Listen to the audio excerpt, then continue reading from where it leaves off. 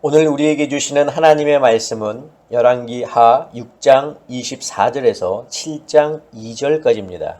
제가 봉독하겠습니다. 이후에 아람 왕 벤하닷이 그의 온 군대를 모아 올라와서 사마리아를 애워싸니 아람 사람이 사마리아를 애워싸므로 성중이 크게 줄여서 나귀머리 하나에 은 80세겔이요 비둘기똥 4분의 1갑에 은 5세겔이라 하니 이스라엘 왕이 성 위로 지나갈 때에 한 여인이 외쳐 이르되 나의 주 왕이여 도우소서. 왕이 이르되 여호와께서 너를 돕지 아니하시면 내가 무엇으로 너를 도우랴. 타작 마당으로 말미암아 하겠느냐 포도주 틀로 말미암아 하겠느냐 하니라. 또 이르되 무슨 일이냐 하니 여인이 대답하되 이 여인이 내게 이르기를 네 아들을 내놓으라. 우리가 오늘 먹고 내일은 내 아들을 먹자 하매 우리가 드디어 내 아들을 삶아 먹었더니 이튿날에 내가 그 여인에게 이르되 네 아들을 내놓아라. 우리가 먹으리라 하나 그가 그의 아들을 숨겼나이다 하는지라. 왕이 그 여인의 말을 듣고 자기 옷을 찢으니라. 그가 성 위로 지나갈 때에 백성이 본즉 그의 속살에 굵은 배를 입었더라. 왕이 이르되 사밧의 아들 엘리사의 머리가 오늘 그 몸에 붙어 있으면 하나님이 내게 벌 위에 벌을 내리실지로다 하니라.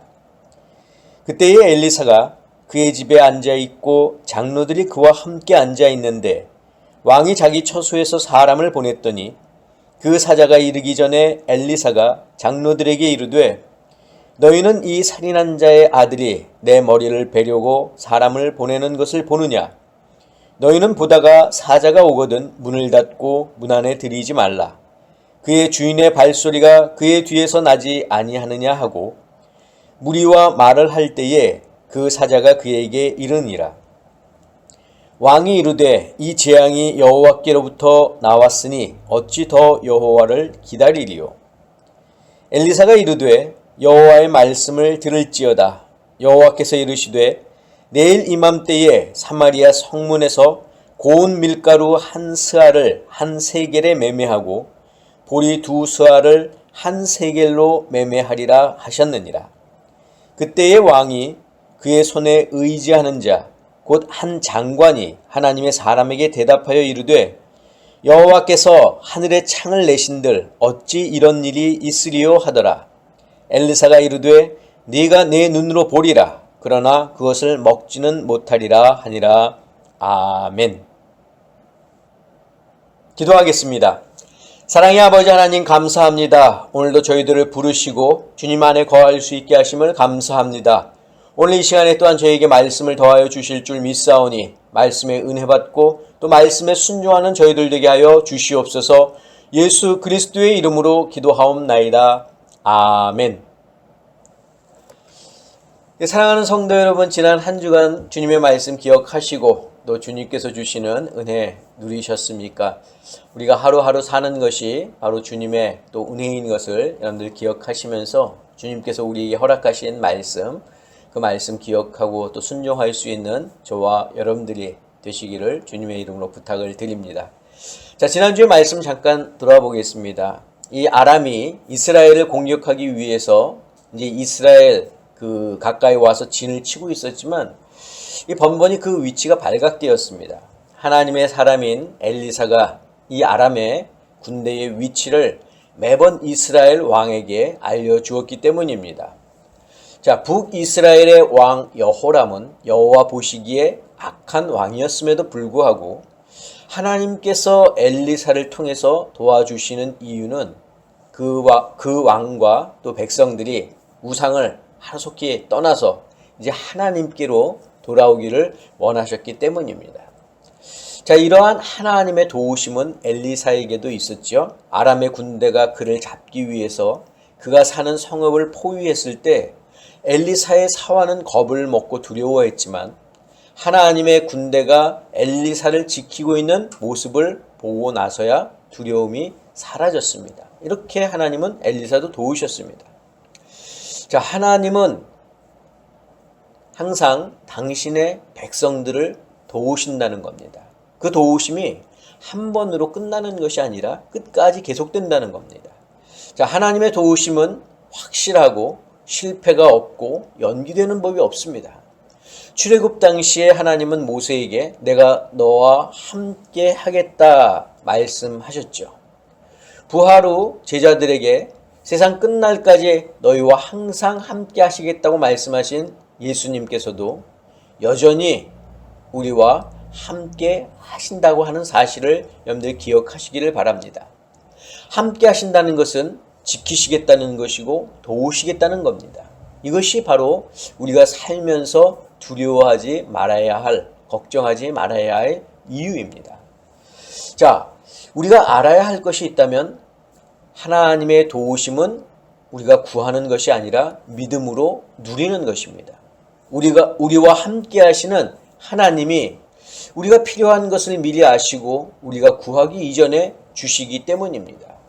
그러므로 우리는 믿음으로 하나님의 도우심을 누리고 편안한 마음으로 하나님의 그 도우심을 바라볼 수 있어야 합니다. 엘리사의 사환은 아람의 군대를 보고 두려워했지만 엘리사는 그것이 전혀 두렵지 않았습니다. 이것이 하나님의 도우심을 누리는 자와 그렇지 못한 자의 차이라는 그런 내용으로 제가 지난주에 말씀을 드렸습니다. 자, 오늘 본문으로 돌아오면 이 엘리사를 잡으려던 아람의 군대가 오히려 이 엘리사의 손에 이끌려서 이스라엘 왕 앞에까지 가서 귀한 대접을 받고 자기 나라로 돌아갔던 일이 있었는데 이 일 후에 아람의 왕 베나닷은 다시 군대를 모아서 이스라엘을 공격합니다. 자, 그들은 왕이 있는 이 사마리아를 포위하는 그런 전략을 짰습니다. 외부와의 단절로 사마리아는 어느 정도 버틸 수는 있었지만 곧 식량 문제로 어려움을 겪기 시작했습니다. 자, 본문에서도 설명을 하고 있지만 성 안의 백성들은 줄이기 시작했고 부정하다고 여겨서 먹지 않는 이 나귀의 머리가 은 80세겔에 또 비둘기똥 4분의 1갑이 은 5세겔에 거래되고 있었습니다. 자, 은 1세겔이 일반 노동자의 4일 품삯이니까 80세겔 하는 나귀의 머리는 거의 노동자가 1년 일해야 벌 수 있는 그런 1년 품삯에 가까웠다는 거죠. 자, 이 왕이 이제 동태를 살피기 위해서 또 백성들의 상황을 알아보기 위해서 성벽을 지날 때에 한 여인이 왕에게 도움을 청했습니다. 자, 그러자 왕은 내가 너를 도울 수 있는 방법이 하나도 없다고 말합니다. 자, 그러자 그 여인이 또 이 왕에게 자기에게 일어났던 일을 고합니다. 며칠 전에 이웃의 한 여인이 이제 우리가 먹을 것이 없으니 아들이라도 잡아서 먹자. 오늘은 너의 아들을 잡아먹고 내일은 내 아들을 잡아먹자. 자, 그래서 먼저 자기의 아들을 삶아서 먹었는데 다음날 그 여인이 자기의 아들은 숨겼다는 겁니다. 자, 이 여인의 말을 듣고 왕은 자기의 옷을 찢었습니다. 그리고 부하들을 시켜서 사밧의 아들 엘리사의 머리를 베어 오라고 명령했습니다. 자, 왕은 지금의 이 비참한 상황이 엘리사 때문이라고 생각했습니다. 일전에 엘리사가 포로로 끌고 온 그 군인들을 왕이 죽이자고 했을 때 엘리사는 그렇게 하지 말고 먹을 것을 주고 놓아주라고 했습니다. 자, 그런데 그 결과가 지금의 상황을 만들었다고 생각한 겁니다. 게다가 하나님의 사람이라면 이런 상황이 하루빨리 지나갈 수 있도록 여호와 하나님께 도움을 구해야 하는데 지금 엘리사는 손을 놓고 아무것도 하고 있지 않다는 거죠. 이게 이제 왕을 화나게 한 겁니다. 자, 왕과 군사들이 엘리사를 잡으려고 그의 집에 도착했을 때 엘리사는 장로들과 함께 있었습니다. 자, 그때 왕이 이렇게 엘리사에게 이야기하는데 오늘 본문 33절 우리가 표준 세번역으로 보겠습니다. 엘리사가 원로들과 함께 말하고 있는 동안에 왕이 엘리사에게 와서 말하였다. 우리가 받은 이 모든 재앙을 보아라. 이런 재앙이 주님께로부터 왔는데 내가 어찌 주께서 우리를 도와주시기를 기다리겠느냐.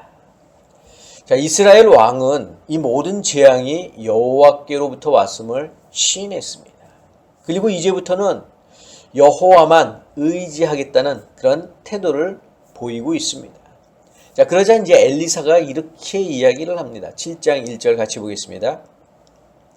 엘리사가 이르되 여호와의 말씀을 들을지어다. 여호와께서 이르시되 내일 이맘때에 사마리아 성문에서 고운 밀가루 한 스아를 한 세겔로 매매하고 보리 두 스아를 한 세겔로 매매하리라 하셨느니라. 자, 부정해서 먹지도 않는 나귀의 머리가 80세겔이나 했는데 이제 내일이면 밀가루와 보리를 한 세겔에 매매할 수 있다는 겁니다. 이것이 어떻게 가능하겠습니까? 성에는 먹을 것이 없고 지금 성 밖에는 아람의 군대가 진을 치고 있는데 엘리사의 말이 아무리 여호와께서 말씀하셨다고는 하지만 어떻게 하루아침에 가능하겠느냐는 거죠. 자, 이 말을 듣고 있던 왕의 부하 중에 한 사람이 여호와께서 하늘에서 창을 내신들 어찌 이런 일이 일어날 수 있느냐고 말하자 엘리사가 그를 향해서 이렇게 이야기합니다. 오늘 본문 7장 2절입니다. 엘리사가 이르되 네가 네 눈으로 보리라 그러나 그것을 먹지는 못하리라 하니라. 자, 엘리사는 하나님의 말씀을 의심하는 왕의 부하에게 내 눈으로 직접 이 일을 보게 될 것이다 라고 말하면서 하지만 너는 그것을 먹지는 못할 것이다 라고 이야기하는데 이는 곧 그의 죽음을 의미합니다. 자, 이제 여기까지가 오늘 우리가 함께 읽은 본문의 내용입니다. 지난주에는 아람의 군대로부터 북이스라엘을 지켜주신 하나님이 오늘 본문에서는 그와는 정반대로 북이스라엘을 어렵게 하십니다. 먹을 것이 없어 굶주리게 하시고 심지어 백성들은 자기의 키우는 아이까지 잡아서 먹을 정도니 그 상황은 우리가 상상하는 것 그 이상으로 참담했습니다. 하나님이 당신의 사랑하는 백성에게 어려움을 주시는 그런 경우가 두 가지 경우가 있는데 첫 번째는 훈련을 시키기 위해서 주시는 그런 어려움이고 두 번째는 잘못했기 때문에 주시는 그런 회초리를 드는 경우입니다. 하지만 두 경우 모두 다 미워서가 아니라 사랑하시기 때문에 어려움을 주신다는 겁니다. 자, 우리는 오늘 여기서 두 번째 어려움에 대해서 좀 살펴보도록 하겠습니다. 북이스라엘이 우상 숭배로 하나님께 죄를 범하였음에도 불구하고 하나님은 이 이스라엘을 아람의 군대로부터 지켜주셨습니다. 이러한 하나님의 사랑 또 배려를 왕과 백성들이 깨닫고 하나님께로 나아갔다면 하나님은 그들을 향해서 회초리를 드실 이유가 없었을 겁니다.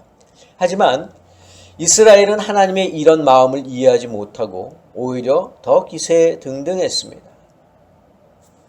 자신들이 우상을 섬기기는 하지만 여전히 하나님께서 자신들을 지켜주실 것으로 생각했습니다.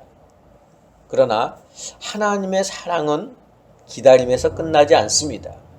이대로 두면 이스라엘이 하나님께로부터 더 멀어질 것을 우려해서 회초리를 드셨습니다. 일명 사랑의 회초리라는 겁니다. 회초리는 겁을 주기 위한 협박도 아니고 또 고통을 주기 위한 그런 폭력도 아닙니다. 순간의 아픔과 통증은 있겠지만 자기의 잘못을 깨닫고 하나님께로 돌아오기를 기다리는 사랑의 매라는 것이죠. 자녀의 고통을 즐거워할 부모가 어디 있으며 자녀의 그 울음을 기뻐할 부모가 어디 있겠습니까? 바로 사랑의 회초리를 든 하나님의 심정이 이와 같습니다. 이스라엘이 고통 가운데 있고 슬퍼하며 울지라도 하나님은 이스라엘이 돌아오기만을 기다리고 계신다는 겁니다. 자, 먹을 것이 없어서 자녀를 삶아 먹었다는 여인의 이야기를 듣고 자기의 옷을 찢었던 왕이 과연 자신의 죄로 인해 슬퍼하실 하나님의 마음을 얼마나 이해할 수 있겠습니까? 우리는 과연 우리 죄를 위해서 당신의 하나뿐인 독생자 아들 예수를 십자가에 못 박히도록 내버려 두신 하나님의 마음을 얼마나 이해할 수 있겠습니까? 왕이 하나님의 마음을 온전히 이해할 수 없듯 우리도 하나님의 마음을 온전히 이해할 수 없습니다. 그러나 이스라엘을 향하신 그리고 우리를 향하신 하나님의 사랑하는 그 마음은 결코 변함이 없다고 하는 것을 우리는 알고 있습니다. 그렇기 때문에 이스라엘을 어려움 가운데 처하게 하신 것은 그들을 죄에서 돌이키시려는 하나님의 사랑의 회초리인 것입니다. 왕이 처음에는 지금의 이 사태가 엘리사 때문이라고 생각해서 그를 잡아 죽이려 했지만 엘리사를 만나고 나서는 이 모든 일이 여호와께로부터 왔음을 시인하고 여호와만을 의지하겠다고 다짐했을 때 하나님은 그 어려움이 하루만 지나면 지날 수 있도록 하셨습니다. 그런데 문제는 하나님의 능력을 의심하는 이 왕의 부하의 마음입니다. 그는 엘리사가 내일 이맘때쯤에 사마리아 성문에서 고운 밀가루 한 스아를 한 세겔로, 보리 두 스아를 한 세겔로 매매하리란 그 말을 의심했습니다. 이는 엘리사의 말을 의심한 것이 아니라 하나님의 말씀을 의심한 것입니다. 왜냐하면 엘리사는 7장 1절에서 분명히 말하고 있죠. 여호와의 말씀을 들을지어다 여호와께서 이르시되. 만약 엘리사가 하나님께서 하시지도 않은 말씀을 여호와의 말씀이라고 속여서 말했다면 그것은 월권이죠. 엘리사가 벌을 받아 마땅합니다. 하지만 엘리사는 하나님의 사람으로 하나님께서 하시는 말씀을 왕과 백성들에게 전해야 하는 사명을 가지고 있습니다. 그리고 그 사명에 따라서 하나님의 말씀을 왕과 백성에게 전했습니다. 그런데 엘리사의 말을 의심한다면 그것은 곧 하나님의 말씀을 의심한 것과 다를 바가 없습니다. 그래서 예수님은 요한복음 12장 49절에서 이렇게 말씀하셨습니다. 내가 내 자의로 말한 것이 아니요 나를 보내신 아버지께서 내가 말할 것과 이를 것을 친히 명령하여 주셨으니. 엘리사도 마찬가지죠. 자의로 말한 게 아니라는 겁니다. 하나님의 말씀을 의심한다는 것은 곧 하나님의 능력을 의심한다는 것입니다. 이는 자칫 하나님을 세상의 신과 동급으로 만드는 아주 위험한 생각입니다. 이것은 이제 다음 주에 좀 더 자세히 말씀을 드리겠습니다. 혹시 우리가 살면서 하나님의 회초리라고 생각이 드는 어려운 때가 있었습니까? 혹시 그것이 지금입니까? 앞으로 살면서 그와 같은 경험을 하게 되더라도 또 지금이 그와 같은 상황이라도 저는 우리 아름다운 교회 성도 여러분들이 그 어려움 속에서 하나님의 사랑을 느낄 수 있기를 바랍니다. 아픔의 과정을 통해서 하나님을 만나고 믿음이 더욱 성숙하는 그런 성도들이 될 수 있기를 바랍니다. 회초리를 맞는 것은 아픕니다. 회초리를 맞는 것은 누구나 다 싫어합니다. 그러나 그것이 우리의 잘못 때문이라면 달게 받을 수 있기를 바랍니다. 그리고 그 후에 주시는 회복의 기쁨도 누리시기를 바랍니다. 저는 우리 아름다운 교회 성도 여러분들이 하나님이 주시는 고난이 훈련을 위한 고난이든 사랑의 회초리든 나를 사랑하시기 때문에 주는 고난이라고 하는 것을 기억하면서 항상 하나님 앞에 믿음으로 바로 설 수 있는 하나님의 귀한 성도들이 되시기를 주님의 이름으로 간절히 축원합니다. 기도하겠습니다. 사랑의 아버지 하나님 감사합니다. 우리가 이 땅에 살면서 하나님께서 주시는 고난이 우리를 훈련하기 위한 고난이든 사랑의 회초리든 그것은 하나님의 사랑이라고 하는 것을 오늘 저희에게 가르쳐 주셨사오니 주님, 우리가 고난 받을 때에 그 고난으로 힘들고 어려워할 것이 아니라 온전히 나를 사랑하시는 그 하나님을, 사랑의 하나님을 기억하게 하시고, 하나님께서 사랑의 회초리를 드셨을 때에는 우리가 우리의 뒤를 다시 한번 돌아보며 점검하고 하나님께 회개할 수 있는 저희들 모두가 되게 하여 주시옵소서. 이제는 우리 주 예수 그리스도의 은혜와 하나님의 그 크신 사랑하심과 성령님의 역사하심이 오늘도 여전히 우리를 사랑하시는 그 하나님의 사랑을 느끼고 하나님 앞에 바로 서기를 다짐하는 사랑하는 당신의 성도들 머리 위에, 저희들의 가정 위에, 건강 위에, 자녀들 위에, 직장과 사업과 일터 위에 지금부터 영원까지 함께 하옵시기를 간절히 축원하옵나이다. 아멘.